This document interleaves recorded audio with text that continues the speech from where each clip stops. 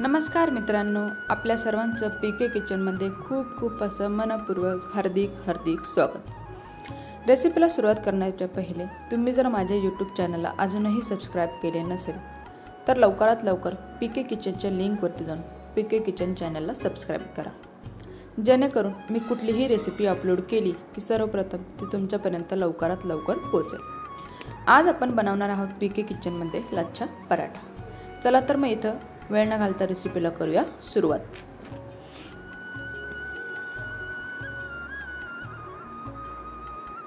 तर इथे मी ऑलरेडी पराठ्यासाठी गव्हाचं पीठ हे मळून घेतलेलं आहे। जसं आपण डेली यूजच्या पोळ्या बनवतो म्हणजे चपाती बनवतो त्याला जसं आपण गव्हाचं कणिक मळतो तसं मी कणिक इथे मळून घेतलेलं आहे।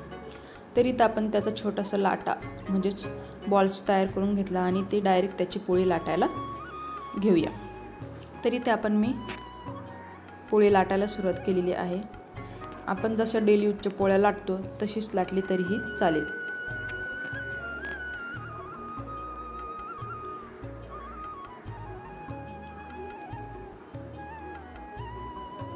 तरी ते मी पोळी लाटून घेतलेली आहे। त्याच्यावरती थोडंसं तेल घालून घेतलं, 1 चमचा लाल मिरची पावडर घालून घेतली, नंतर अर्धा चमचा काश्मीरी मिरची घालून घेतली आणि सगळ्यात लास्ट आपण इथे आता चवीनुसार मीठ घालून घेऊया। तरी ते आपण मसाला आणि तेल हे सर्व पोळीला लागेल असं लावून घेऊया। व्यवस्थित सगळ्या पोळीला लागलं पाहिजे असं लावून घेऊया मसाला।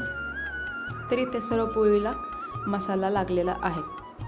तर आता आपण ती त्याच्या उभ्या लाईन्स अशा चाकूने कट करून घेऊया। सर्व पोळीच्या उभ्या लाईन्स आता करून घेऊया, म्हणजेच उभ्या लाईन्स काटून घेऊया।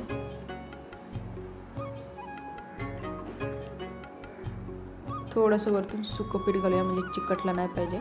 आणि असे जे आपण पदर म्हणजेच जे पोळीचे कट केलेले भाग होते त्याला पदर म्हणतात ते आपण असे गोल गोल करून घेऊया।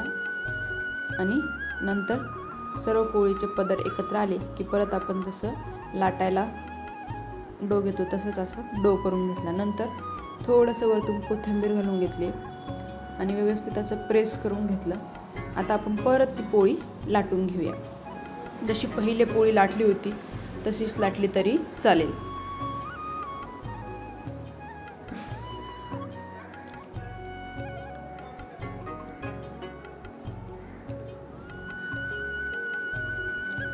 तरी ते आपण पहिली पोळी ही लाटून घेतलेली आहे, म्हणजे लच्छा पराठा आपण लाटून घेतलेला आहे। व्यवस्थित भाजल्यानंतर त्याचे पदर असे मोकळे होतील। तसंच आपण दुसरीही पोळी लाटून घेऊया। जसं पहिलं केलं होतं तशीच सेम प्रोसेस करून घेऊया। याला पण तेल वगैरे लावून वेची कट करून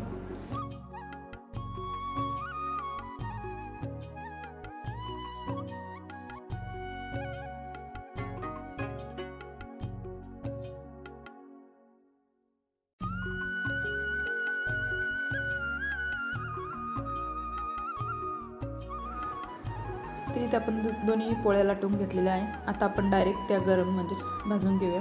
त्यावरती मी ऑलरेडी तेल टाकलं होतं, नंतर पराठा टाकून घेतला। थोडंसं बाजूने आपण आता तूप घालून घेऊया म्हणजे व्यवस्थित भाजलेलं आहे। इथे गॅस हा मिडियमच ठेवलेला आहे। मिडियम गॅसवरती मस्त असा खरपूस पराठा आपण भाजून घेऊया। नंतर आता आपण बाजू पलटून घेऊया आणि मिडियम गॅसवरती पराठा असा छान खरपूस होईपर्यंत भाजून घेऊया। भाजत असताना फक्त आपण थोडं मध्ये ती आलटून पलटून घेऊया। तरी ते आपण पहिला लच्छा पराठा भाजून घेतलेला आहे। तसंच आता आपण दुसराही पराठा भाजायला टाकला। भाजत असताना आपण फक्त त्याची बाजू ह्या आलटून पलटून घेऊया आणि गॅस आपल्याला मिडियमच ठेवायचा आहे। तरी ते आपण दुसराही पराठा मस्त छान भाजून घेतलेला आहे। तर आता आपण ते सर्व करूया म्हणजेच खायला घेऊया। तुम्ही लच्छा पराठ्याची रेसिपी कशी करतात हे मला कमेंट करून नक्की कळवा।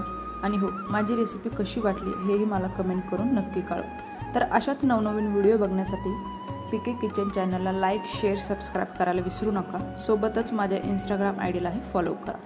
तर आता आपण मी जसं हातावरती करते तसं करून घेऊया, म्हणजेच लच्छा पराठ्याचे जे पदर्स असतात ते व्यवस्थित असे मोकळे होतात। तुम्हाला माझी रेसिपी कशी वाटली हे मला कमेंट करून नक्की कळवा। चला तर मग भेटूया एका अशाच नवीन रेसिपीसोबत। तोपर्यंत धन्यवाद।